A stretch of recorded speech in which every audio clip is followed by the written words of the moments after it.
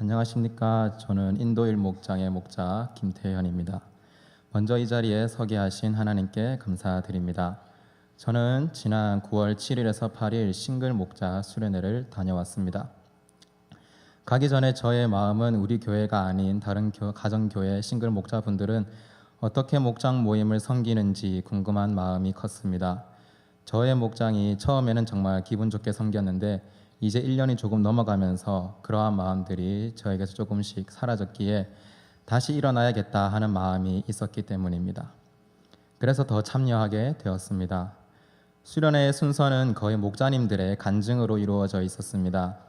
여러 간증들이 있었지만 그 간증 중에 한 간증이 저의 마음을 많이 두드렸습니다. 그 목자님은 룻기 1장 1절 말씀에서 사사시대에 베들레헴이 흉년이 들었다는 말씀으로 간증을 시작하셨습니다. 베들레헴은 히브리어로 빵집이라는 뜻인데 베들레헴에 흉년, 기근이 들었다는 말은 빵집에 빵이 없다는 말이라고 말씀하시면서 오늘날 교회에 적용했을 때 교회의 생명의 빵이신 예수님이 없다는 것을 의미한다고 말씀하셨습니다. 그러면서 저희에게 첫 번째 질문을 하셨고 이어서 6개의 질문, 총 7개의 질문으로 룻의 이야기와 함께 간증을 이어나가셨습니다.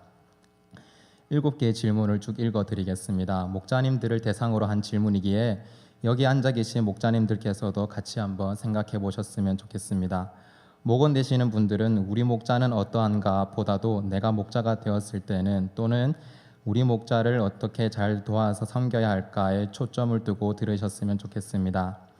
첫 번째, 나의 목장에 생명의 빵, 주님의 인재가 있는가? 두 번째, 나는 타인에게 공감하는 목자인가? 세 번째, 나는 성령님이 일하시기 전까지 최선을 다하는 목자인가? 네 번째, 나는 목원의 필요에 구체적으로 반응하는 목자인가? 다섯 번째, 나는 목원을 섬세하게 배려하는 목자인가? 여섯 번째, 우리 목장은 구원자에게 달려가는 목자인가? 일곱 번째, 나는 낙심 가운데서도 그분이 쉬지 않고 일하심을 믿는가? 이분의 간증 속에서 한 말씀이 저에게 많이 와닿았습니다. 고린도전서 9장 19절에서 22절 말씀이었습니다. 말씀의 내용은 유대인들을 얻으려고 유대인과 같이 되고 율법 아래에 있는 자들을 얻으려고 본인이 율법 아래에 있지 아니함에도 율법 아래에 있는 자들과 같이 되고 약한 자들을 얻기 위해 약한 자와 같이 된다는 바울 사도의 말씀입니다. 사람을 얻기 위해 그들과 같이 되는 목자, 바울과 같은 모습을 가진 목자가 정말 참된 목자의 모습이지 않겠느냐고 말씀하실 때 저는 과연 목장 식구들을 얻으려고 내가 얼만큼 애를 썼는가 생각해 보았습니다. 제가 그렇게 생각한 이유는 그 수련을 하는 곳에 도착해서 여러 목자님들의 간증을 듣기도 했고 그리고 작년 어른 목자 수련회처럼 저희도 8명의 각기 다른 교회의 싱글 목자들끼리 오겹줄 기도회처럼 서로의 목장에 대해 나눔을 했기 때문입니다. 간증과 그 나눔 속에서 느낀 저의 마음은 제가 이때까지 섬긴 이 섬김은 이분들이 섬기는 섬김의 발톱의 때도 안 되는 것처럼 느껴졌습니다. 저는 솔직히 말하면 오평원 목장 모임이 주로 주일에 이루어지기 때문에 목자의 직분이 은연중에 저의 마음속에 하나의 주일 사역, 하나의 모임을 위한 사역이라고 인식되어 있었습니다. 그러나 이번 수련회 때 간증과 나눔을 하는 목자들은 목자의 사역이 본인들의 삶이었습니다. 단지 그 목장 모임에서만 목원들을 케어하는 것이 아니라 틈틈이 시시때때로 그들을 위해서 연락하고 애쓰는 섬기는 그 모습을 듣고 볼 때에 저 자신이 많이 부끄러웠습니다. 또한 목장 안에서의 어려움이 있을 때면 항상 기도를 통해서 하나님의 도우심을 구하고 그 어려움들이 풀려져 나가는 것을 들으며 당연히 해야 하는 기도임에도 불구하고 하나님께 구하기보다 내 힘으로 해결해 보려 했고 그저 불평했던 저의 모습을 돌아보았습니다. 그래서 수련회를 마치는 중에 하나님께 하나님 제가 이제 하나님의 뜻이 무엇인지 알도록 더 기도하겠습니다. 그리고 더 목원들을 위해 섬기고 그것이 단순히 하루의 섬김이 아니라 저의 삶이 되도록 노력하겠습니다. 라고 결단하였습니다. 그러나 사람의 마음이 또 왔다 갔다 하지 않습니까? 수련회를 마치고 며칠이 지나고 나니 저에게 이런 마음이 들었습니다. 그분들은 나랑 다 같은 환경이 아니어서 더 잘 섬길 수 있었던 것이 아닌가?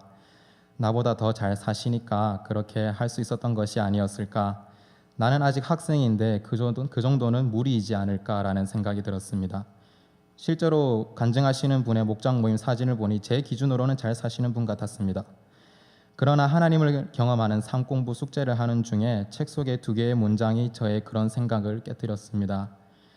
하나는 당신이 그 어떤 중요한 일도 당신을 통해서는 일어날 수 없다고 얘기할 때 그것은 당신 자신에 대한 얘기이기보다는 하나님에 대한 당신의 믿음에 대한 것이고 하나님이 당신을 통해 중요한 일을 하실 능력이 없다고 말하는 것입니다. 라는 말이었고, 다른 하나는 당신이 약하다고 제한된 존재라고 평범하다고 느낀다면 당신이야말로 하나님이 쓰시기에 적합한 사람입니다. 라고 하는 말이었습니다. 그렇습니다. 결단을 한 뒤에도 저는 하나님보다는 저를 더 많이 바라보았던 것이었습니다. 수련회를 다녀오고 그 다음날 바로 목장에 생각지도 못하게 목원이 VIP 한 명을 데려왔습니다. 저는 제가 결단한 것에 하나님께서 그래 한번 해보아라 라고 말씀하시는 것 같았습니다. 그래서 조금 더 힘을 얻고 이제부터는 저보다 하나님을 더 바라보며 목장을 섬기고 기도하는 목자가 되도록 노력하겠습니다 라고 다시 결단했습니다. 사랑하는 가족 여러분, 저의 간증의 결론은 교회에서 다녀오라는 수련회나 모임, 세미나에 같이 동참했으면 좋겠습니다. 8명의 싱글 목자의 나눔 중에 가평세를 같이 가지 않은 목자는 저를 포함해서 2분인 것을 보고 나도 참여해야겠구나라고 생각을 하였습니다. 직장의 사정이나 여러 가지 일이 겹칠 수도 있습니다. 그러나 이렇게 간증을 듣는 것보다 백문이 불여일견이라고 가서 보고 오는 것이 간증 안에 다 담을 수 없을 만큼의 훨씬 더 큰 기쁨과 깨달음이 있습니다.